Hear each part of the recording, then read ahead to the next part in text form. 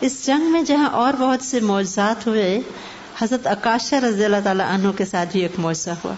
وہ فرماتے تھے لڑتے لڑتے میری تلوار ٹوٹ گئی تو میں آپ صلی اللہ علیہ وسلم کی خدمت میں حاضر ہوا. آپ صلی اللہ علیہ وسلم نے ایک لکڑی کا تختہ مجھے پکڑا دیا، پھٹا سا تھا، یہ تم اس سے لڑ لو. اب وہ کہتے ہیں جیسے میں نے ہاتھ میں لے کے اسے ہلایا تو وہ چمکتی تلوار بن گیا، اور اس تلوار کے ساتھ وہ بدر میں لڑتے رہے یہاں تک کہ مسلمانوں کو فتح ہوئی. اس تلوار کا نام انہوں نے عون یعنی مدد رکھ دیا، اور پھر یہ تلوار مستقل ان کے پاس رہی یہاں تک کہ ابو بکر صدیق رضی اللہ تعالیٰ عنہ کے دور میں جب فتنہ ارتداد ہوا اس میں یہ شہید ہوئے تھے، اور اس وقت بھی ان کے ہاتھ میں یہی تلوار تھی. یعنی مسلسل غیب کی مدد بھی آ رہی تھی، فرشتوں سے بھی مدد ہوئی، اور ایسے واقعات و معجزات جو مسلمانوں نے آنکھوں سے دیکھے جن سے ان کا ایمان اور بڑھتا تھا. ادھر مکہ میں جب قریش کی شکست کی خبر پہنچی، ابو لہب جو مکہ میں ہی تھا وہ پریشان ہو اٹھا. اسے یقین نہ آیا کہ ان ساری دولت، اسلحہ، نوجوان، پوری تیاری کے باوجود چند تنہا نہتے مسلمانوں نے قریش کو شکست دے دی. وہ بہت پریشان تھا، اور اتنے میں اس کا بھتیجا جو واپس آ رہا تھا اس نے اس سے کہا کہ مجھے بتاؤ کیا ہوا.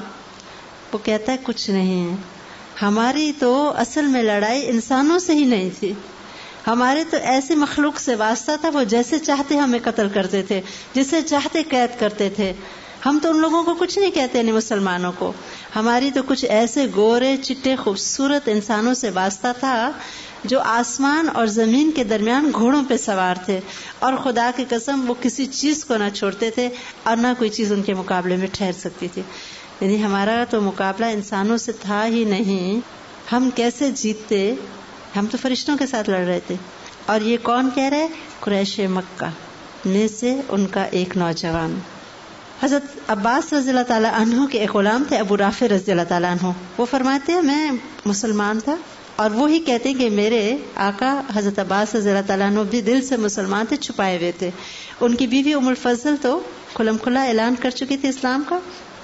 میں قریب بیٹھا اپنے تیر چھیل رہا تھا، میں نے جب یہ بات سنی تو میں نے کہا خدا کی قسم وہ فرشتے تھے.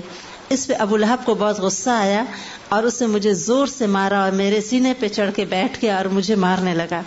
یہ دیکھ کے ام الفضل ایک لمبا سا ڈنڈا اٹھا کے لائیں اور انہوں نے زور سے ابو لہب کو مارا اور کہنے لگی اس لیے تم اس کو مار رہے ہو کہ اس کا مالک دور ہے. بہرحال ابو لہب جو پہلے پریشان تھا وہاں سے اٹھا اور چلا گیا.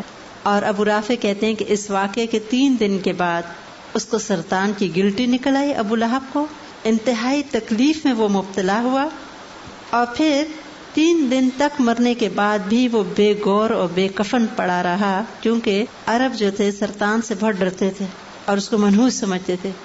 3 دن تک وہ پڑا رہا. آخر بیٹوں نے رسوائی کے خوف سے کہ لوگ کہیں گے کہ باپ کو دفن بھی نہیں کیا، اس کو لکڑی سے دھکیل کے ایک گڑھے میں پھینک کے گڑھے کو بند کر دیا. یہ تھا انجام اس شخص کا جس نے پوری عمر آپ صلی اللہ علیہ وسلم کی مخالفت کی. ادھر قریش کے اندر غم اور دکھ اور شوق اور صدمے کی ایک لہر تھی. اتنا شدید غم تھا ان کو اپنی شکست کا اور اپنے سرداروں کے مارے جانے کا کہ انہوں نے پورے مکہ میں اعلان کروا دیا کہ کوئی بھی اپنے مقتولین پہ نہیں روئے گا، یعنی ہم نے اپنا غم ظاہر نہیں کرنا. ادھر مدینہ منورہ میں فتح کی خبر پہنچ رہی تھی. آپ صلی اللہ علیہ وسلم نے حضرت زید بن حارثہ رضی اللہ تعالیٰ عنہ اور عبداللہ بن رواحہ رضی اللہ تعالیٰ عنہ کو یہ خوشخبری دے کے مدینہ منورہ آگے آگے روانہ کیا. منافقین نے جب دیکھا آپ صلی اللہ علیہ وسلم کی اونٹنی قصوہ پہ حضرت زید بن حارثہ رضی اللہ تعالیٰ عنہ آ رہے ہیں تو بہت خوش ہوئے. کہنے لگے یہ مسلمان ہار گئے ہیں، دیکھو ذرا سا آپ صلی اللہ علیہ وسلم کی اونٹنی پہ آپ نہیں ہیں، نعوذ باللہ آپ بھی قتل ہو گئے. اب دیکھو زید کو کہ خوف اور غم کے مارے ان کے منہ سے بات بھی نہیں نکل رہی. لیکن معاملہ اس کے بالکل برعکس تھا. وہ خوشخبری لائے کہ اللہ نے مسلمانوں کی مدد کی اور فتح دی. سب مدینہ منورہ میں تسبیح اور تحلیل کی آواز گونج اٹھی. جو مسلمان وہاں تھے نعرہ تکبیر بلند کر رہے تھے، اور ایک ایسی خوشی کا سما تھا گویا کوئی عید کا دن یا جشن کا دن آ گیا ہو. یہ مسلمانوں کے لیے بہت ہی بڑی خوشی کا دن تھا. آپ صلی اللہ علیہ وسلم نے مال غنیمت تقسیم کیا اور آخرکار مدینہ منورہ کی طرف اپنا سفر شروع کیا. ادھر ایک بہت بڑی خوشی اللہ تعالیٰ نے آپ صلی اللہ علیہ وسلم کو دی، اور ادھر جب آپ صلی اللہ علیہ وسلم مدینہ منورہ میں شاداں اور فرحاں مسلمانوں کے ساتھ داخل ہو رہے تھے، اس وقت حضرت عثمان رضی اللہ تعالی عنہ آپ صلی اللہ علیہ وسلم کی پیاری بیٹی حضرت رقیہ رضی اللہ تعالی عنہا کو دفن کر رہے تھے، اور اسامہ بن زید رضی اللہ تعالی عنہ کے ہمراہ مٹی ڈال رہے تھے قبر پہ. یہی زندگی ہے، خوشی اور غم کا امتزاج. حضرت عثمان رضی اللہ تعالیٰ عنہ کو آپ صلی اللہ علیہ وسلم نے بدر میں جانے سے اسی لیے روکا تھا. حضرت رقیہ رضی اللہ تعالیٰ عنہ شدید بیمار تھیں. اس کے بعد مختلف صحابہ کرام آپ صلی اللہ علیہ وسلم کو ملنے آئے، معززین ملنے آئے، آپ کو مبارکباد دی، آپ کے لیے دعائیں فرمائیں، اور جنگی قیدیوں کے ساتھ آپ صلی اللہ علیہ وسلم نے حسن سلوک کرنے کا حکم دیا. جب رات ہوئی تو حضرت عباس رضی اللہ تعالیٰ عنہ کراہ رہے تھے، کیونکہ ان کو بہت مضبوطی سے مسلمانوں نے باندھا ہوا تھا، رسیوں سے جکڑا ہوا تھا. آپ صلی اللہ علیہ وسلم کروٹیں بدل رہے تھے، چچا کی آواز پہ بے قرار ہو رہے تھے. محبت کا بھی رشتہ تھا نا. صحابہ کرام سمجھ گئے، انہوں نے سارے قیدیوں کے بندھن ڈھیلے کیے، تو تب آپ صلی اللہ علیہ وسلم کو سکون آیا. ادھر آپ صلی اللہ علیہ وسلم کے لیے ایک بہت بڑا امتحان تھا. آپ کے داماد ابو العاص قیدیوں میں تھے، اور بیٹی زینب رضی اللہ تعالی عنہا اس وقت مکہ معظمہ میں تھی. قیدیوں کے لیے حکم ہوا کہ جو فدیہ دے سکیں وہ فدیہ دے کے رہائی لے لیں، کیونکہ اللہ تعالیٰ نے اس چیز کی اجازت دے دی تھی. ایسے میں حضرت زینب رضی اللہ تعالی عنہا نے اپنا وہ ہار شوہر کو چھڑانے کے لیے مسلمانوں کو بھیجا جو ان کی اپنی والدہ حضرت خدیجہ رضی اللہ تعالی عنہا نے ان کو شادی میں دیا تھا. آپ صلی اللہ علیہ وسلم کے پاس جب وہ ہار لایا گیا تو آپ دیدہ ہو گئے تھے، آپ کی آنکھوں میں آنسو آ گئے تھے. حضرت خدیجہ رضی اللہ تعالی عنہا کا ہار تھا. بیٹی بھیج رہی ہے باپ کو کہ میرے شوہر کو آزاد کر دیں. اتنی محبتوں کے امتحان ہیں ان جنگوں میں کہ کوئی مثال نہیں. تب صحابہ کرام نے آپ صلی اللہ علیہ وسلم کے دل کی کیفیت کو محسوس کیا، اور پھر یہ طے ہوا کہ یہ ہار بھی لوٹا دیا جائے اور ان کے شوہر کو بھی چھوڑ دیا جائے، اس شرط پہ کہ وہ وہاں جا کے حضرت زینب رضی اللہ تعالی عنہا کو مدینہ منورہ بھیج دیں گے. 2 ہجری میں ایک اور خوشی اللہ تعالیٰ نے مسلمانوں کے دی. مسلمانوں کے لیے رمضان کے روزے فرض کر دیے گئے اور صدقہ فطر بھی فرض کیا گیا. پھر زکوٰۃ کے مختلف نصابوں کی تفصیل بھی بتائی گئی. اس طرح صدقہ فطر اور زکوٰۃ کی وجہ سے جو غریب اور فقیر مسلمان تھے ان کے لیے اللہ تعالیٰ کی طرف سے ایک بہترین مدد آئی، اور معیشت کا بہترین نظام مسلمانوں کو دیا گیا کہ جن کے پاس ہے وہ ان کو دیں جن کے پاس نہیں ہے. پہلی عید تھی جو مسلمانوں نے منائی مدینہ منورہ میں 2 ہجری میں، اور یہ اہم واقعات تھے جو 2 ہجری کے بعد پیش آئے. یہاں تک اب اگر آپ کا کوئی سوال ہو تو آپ لوگ کر سکتے ہیں. The question is, in lecture number 2 you had mentioned that Prophet sallallahu alaihi wasallam invitation was initially secret or khufya. I had heard by 2 scholars that the Prophet sallallahu alaihi wasallam's invitation was never secretive, by on an individual basis or person to person. دونوں باتیں ٹھیک ہیں. پہلے جو دعوت کا آغاز تھا وہ پرسن ٹو پرسن کے لیول پہ تھا، جیسے کہ ہم دیکھتے ہیں کہ آپ صلی اللہ علیہ وسلم نے حضرت خدیجہ رضی اللہ تعالیٰ عنہ کو پہلے پیغام بتایا، ابو بکر صدیق رضی اللہ تعالیٰ عنہ کو، پھر حضرت علی رضی اللہ تعالیٰ عنہ کو جو گھر میں تھے. خفیہ تھی، کیوں؟ ابھی بہت سٹارٹ تھا، ابھی اس کو ایک انیشل لیول پہ ایک بیسک لیول سے کام کو شروع کرنا تھا. آپ نے 2 یا 3 سال اس طرح اعلان نہ کیا تھا. آپ سیکریٹو نہیں تھے، لیکن ایک کام کی میتھڈالوجی ہوتی ہے، ایک طریقہ کار ہوتا ہے، ایک ضرورت ہوتی ہے.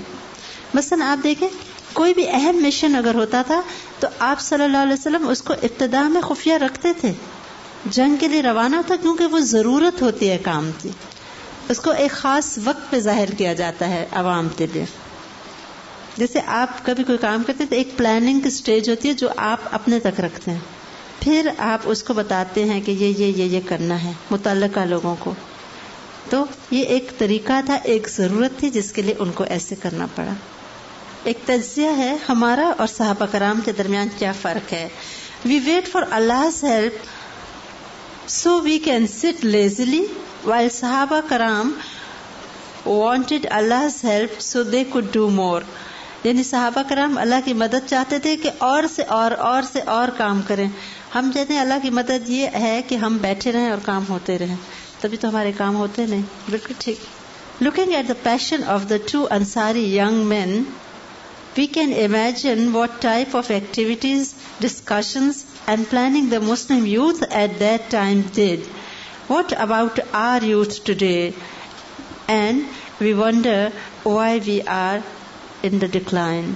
بہت اچھا انالیسز ہے. جزاک اللہ خیرا کثیرا. آپ سب کو سمجھ آئی؟ انہوں نے کہا یہ جو دو نوجوان انصاری لڑکے تھے, ان کے جو ارادے تھے اور جس طرح انہوں نے جان پہ کھیل کے ابو جہل کو ختم کیا, اس سے پتہ چلتا ہے کہ اس زمانے کے نوجوانوں کی پلاننگز, مشورے اور باتیں کیا ہوا کرتی تھی.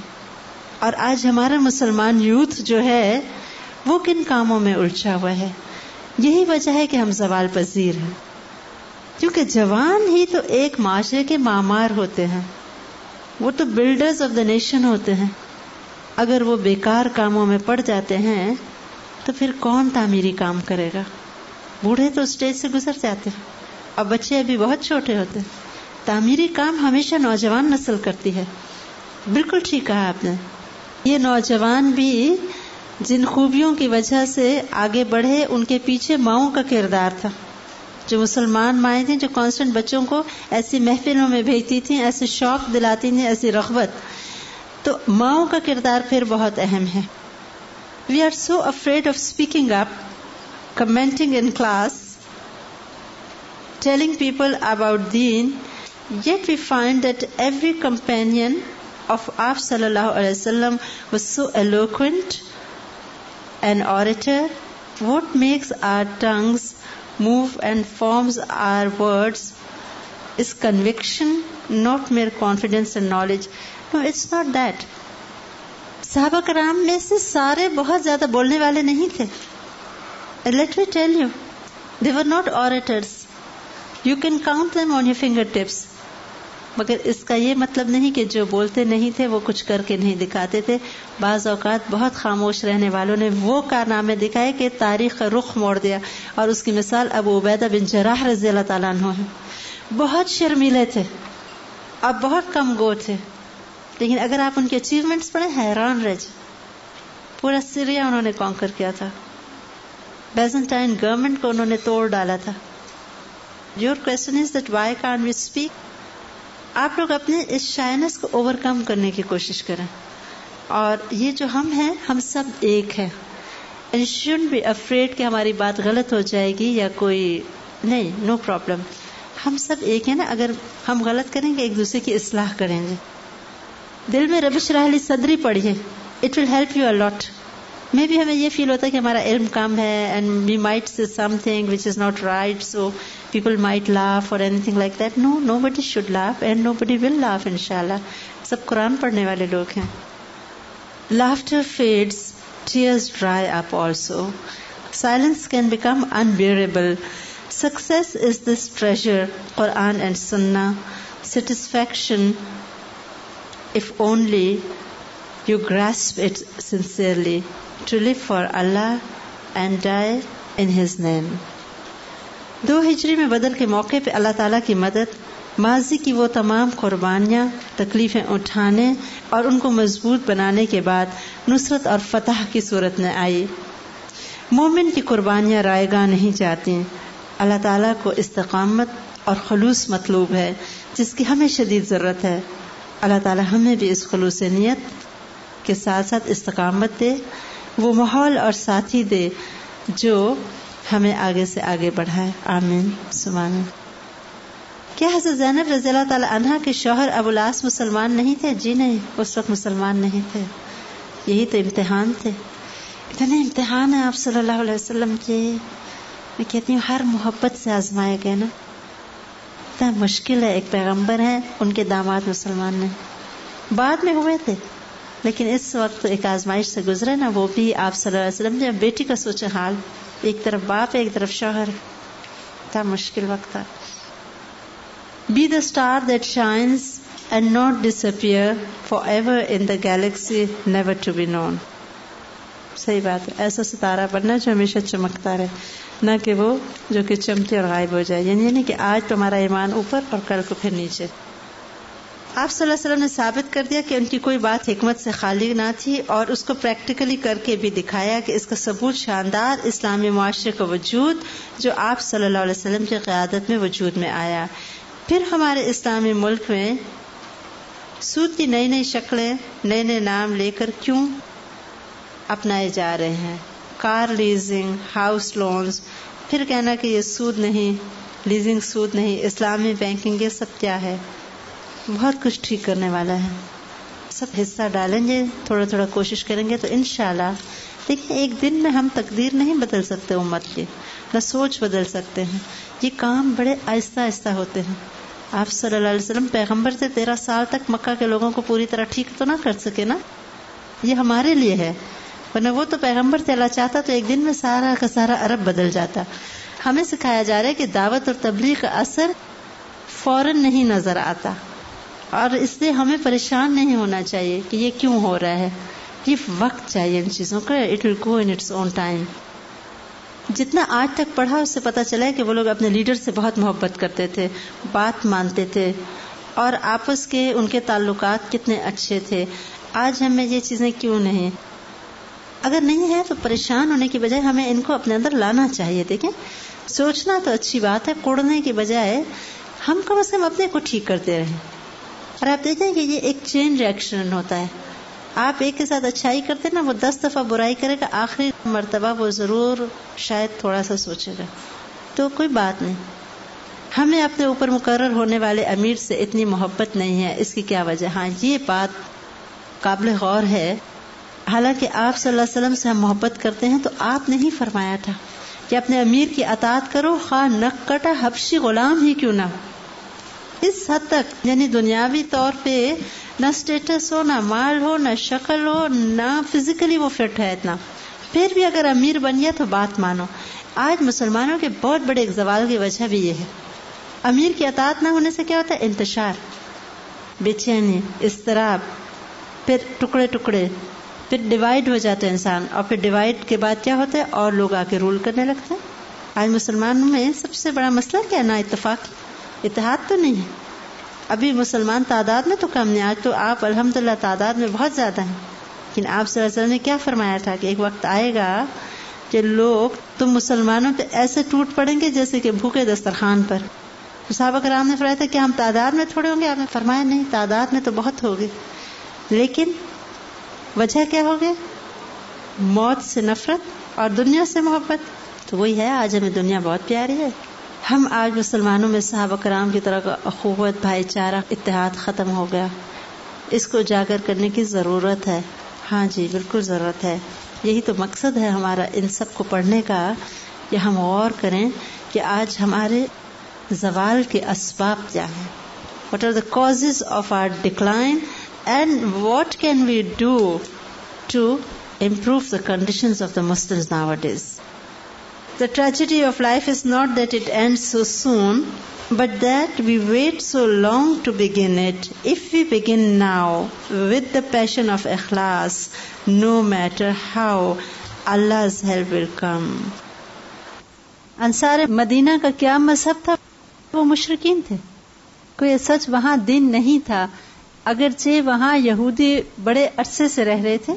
لیکن آپ دیکھیں کہ یہودیوں نے اپنے دین کی تبلیغ کی طرف سے غفلت برتی, اور اس کی وجہ کیا تھی کہ خود ان کے اپنے دین میں تحریف آ چکی تھی, اور دنیا پرستی, ریاست, دولت اور سیاست پہ چھا جانا ان کا مقصد بن گیا تھا. اور جب بھی کسی بھی مذہب کے لوگ اپنی دینی ذمہ داریوں کو بھول جاتے ہیں تو پھر دنیا پرستی دل میں جڑ پکڑ لیتی ہے. اس وجہ سے انسان اپنی اہم ذمہ داری سے غافل ہو جاتا ہے, اور پھر جب اللہ سے انسان دور ہوتا ہے اور دنیا کی محبت میں گرفتار ہوتا ہے تو پھر دین ظاہری باتیں نہیں پھیل سکتا, اور پھر دنیاوی طور پہ بھی ان پہ ذلت طاری ہو جاتی ہے, جیسے کہ یہود پہ ہوئی کہ مدینہ منورہ میں پھر ان کے ساتھ کیا ہوا؟ پھر اللہ کی طرف سے ایک ذلت ہوتی ہے جو دوسرے انسانوں کے ہاتھوں بظاہر لگتا ہے ان پہ طاری ہو رہی ہے، لیکن دراصل اللہ تعالیٰ کی ناراضگی کی علامت ہوتی ہے. اور یہ اتنا اہم ہے کہ ہم یہودیوں کے زوال سے سبق لیں اور ان اسباب پہ ہم غور کریں، کیونکہ مسلمانوں کے بھی آج زوال اور تنزل کی بہت بڑی جو وجہ ہے وہ وہی ہے جو یہود کے زوال کا سبب بنے. اب وہ تھی اپنے اصل دین سے دوری، جس کی وجہ سے دین کی روح انسان بھول جاتا ہے، صرف ریچولز تک رہ جاتا ہے جیسے کہ ہم رہ گئے ہیں. یہی حال ان یہودیوں کا بھی تھا کہ بظاہر وہ کتاب بھی پڑھتے تھے اور ان کے علماء بھی موجود تھے، لیکن پھر علماء میں بھی بگاڑ آتا ہے اور عوام میں بھی آتا ہے. اور پھر علماء جو تھے وہ لوگوں کی مرضی کے مطابق فتوے سیل کیا کرتے تھے، اللہ کے قوانین اور شرعی حدود کو لوگوں کے سٹیٹس کے مطابق بدل دیتے تھے.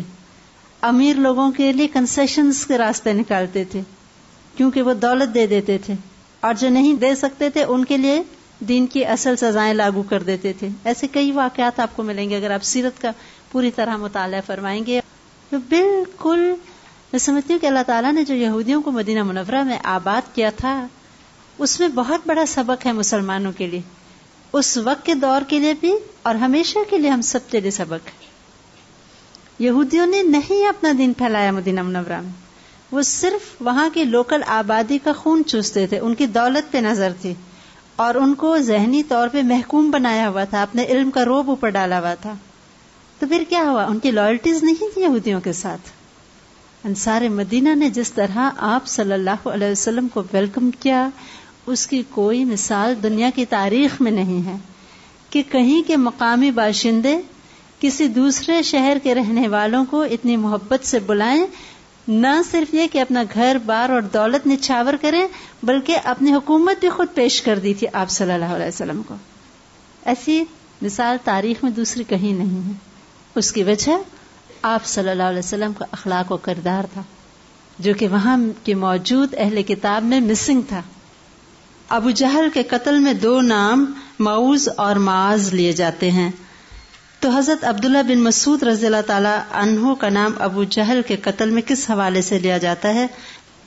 قتل تو ان دو نوجوانوں نے ہی کیا تھا، لیکن آخری سانسیں تھی بالکل زخمیوں کے بیچ میں دیکھا عبداللہ بن مسعود رضی اللہ تعالیٰ عنہ نے کہ ابو جہل بالکل دم توڑنے والا ہے، تو اللہ تعالیٰ نے ان کا دل ٹھنڈا کیا اور اس کا سر قلم کیا، اور اس نے اس وقت بھی غرور اور تکبر کا اظہار کیا کہ اے چرواہے تو تو بڑی اونچی جگہ پہ چڑھ آیا ہے.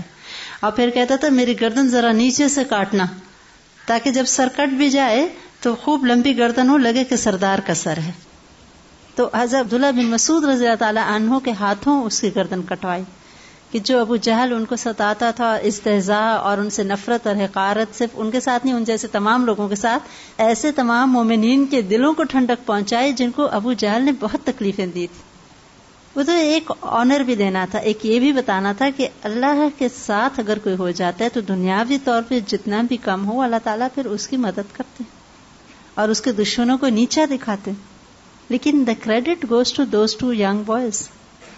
وہ کہتے ہیں کہ جنگل کی باڑ کی طرح ابو جہل کے گرد ہتھیار لیے ان کے لوگ کھڑے تھے، ان کے گارڈز جن کا کام تھا صرف ابو جہل کو گارڈ کرنا. اور کہتے ہیں اتنا اسلحہ تھا جیسے کہ ایک باڑ ہوتی ہے، یعنی کہیں سے کوئی کونا نہیں تھا خالی اس کے ارد گرد. اور وہ کہتے ہیں میں صرف سارا دن ابو جہل کی طاق میں رہا.